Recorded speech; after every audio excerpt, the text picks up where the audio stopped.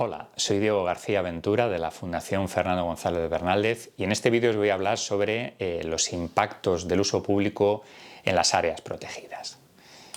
Bien, como seguro sabéis, la afluencia de visitantes a las áreas protegidas en los últimos años ha ido creciendo progresivamente. En esta gráfica podéis observar simplemente el elevado incremento de visitantes que se ha producido solo en la red de parques nacionales españoles. Esto os da una idea de la elevada presión turística a la que se ven sometidas nuestras áreas protegidas y que es necesario evaluar para evitar o minimizar impactos. Bien, a la hora de evaluar estos impactos que provoca el turismo en las áreas protegidas, tenemos que tener en cuenta distintos factores. En primer lugar, cómo es el medio que acoge la actividad. Por supuesto, vamos a tener ecosistemas y hábitats más sensibles al pisoteo, a determinadas actividades recreativas y deportivas que se producen en el medio natural frente a otros hábitats u otras o distintas especies. En este sentido también nos tenemos que fijar en aquellos elementos del medio que son más sensibles, bien sea el suelo, bien sean la vegetación, la fauna, el patrimonio geológico, como luego vamos a ir viendo poco a poco. Y por último también es muy importante conocer en qué medida el área protegida está blindada ante estas situaciones y el desarrollo de la planificación permite disponer de herramientas de gestión para tanto planificar como ordenar el uso público en estas zonas.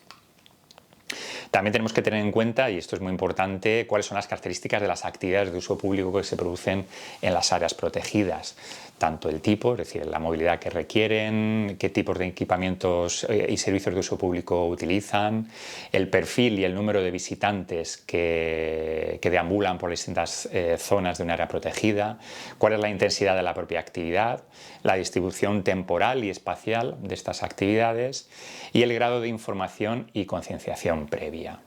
Siempre nos gusta decir que 10 visitantes poco informados pueden provocar muchas veces más impacto que 100 visitantes con un nivel de información y de concienciación previa elevado.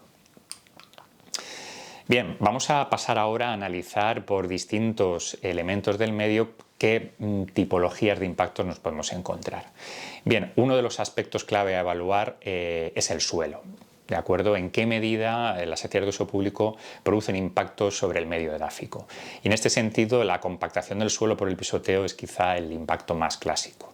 ¿Cuáles son las consecuencias de esta compactación? Pues bien, a medida que el suelo se va compactando más, pierde capacidad de infiltración, la estructura del suelo se deteriora y esto lo que acaba provocando es una menor percolación del agua, con lo cual los episodios de encharcamiento y de escorrentía son mayores y acaban provocando fenómenos de erosión. Ahí tenéis el ciclo de Manning. Manning fue un investigador que desarrolló esta idea y la investigó para establecer este tipo de relaciones entre la compactación y la erosión del suelo aplicada a actividades de uso público.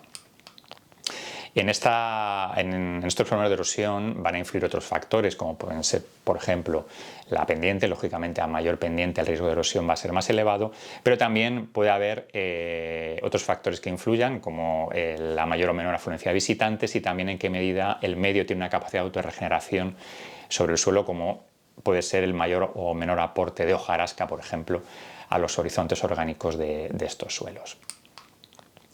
Pasamos a los impactos sobre la vegetación y sobre los hábitats.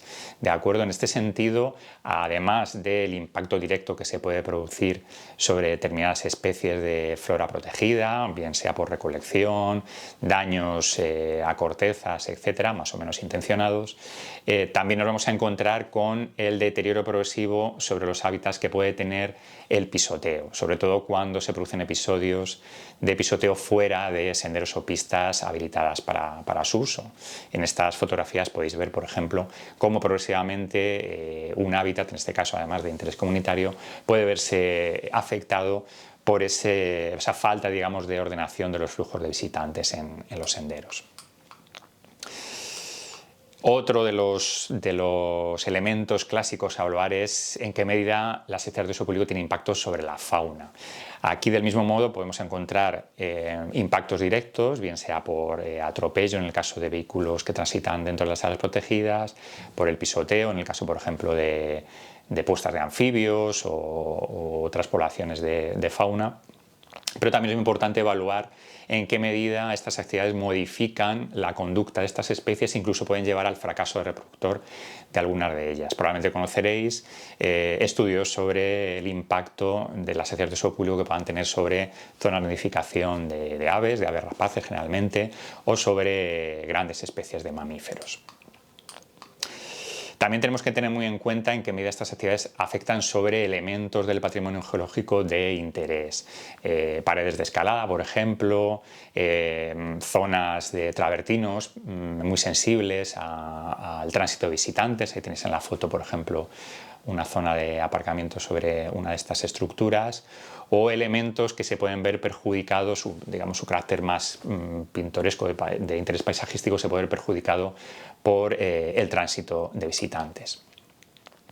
En el caso de las actividades acuáticas, hay que tener en cuenta en qué medida pueden producir una alteración tanto de la calidad de las aguas, bien sea por la remoción del sedimento, como sobre la fauna y flora bentónica, ¿no? Por ejemplo, podemos ver el impacto evidente que tiene el amarre descontrolado de embarcaciones sobre praderas submarinas como Posidonia oceanica en el Mediterráneo.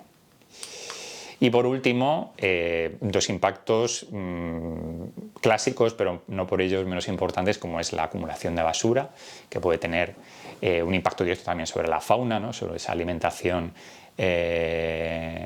inducida de la fauna, y también el riesgo de incendio que puede ocasionar el tránsito de visitantes en zonas además muchas veces de difícil evacuación. Este aspecto además es muy importante teniendo en cuenta el contexto de cambio climático en el que nos encontramos y que está obligando a muchas áreas protegidas a tenerlo en cuenta e incluso restringir o prohibir el tránsito en aquellas temporadas de máximo riesgo de incendio. Pues bien, hasta aquí un breve repaso por las grandes tipologías de impactos que puede provocar o provoca el uso público en las áreas protegidas. En siguientes vídeos desarrollamos esta idea. Muchas gracias.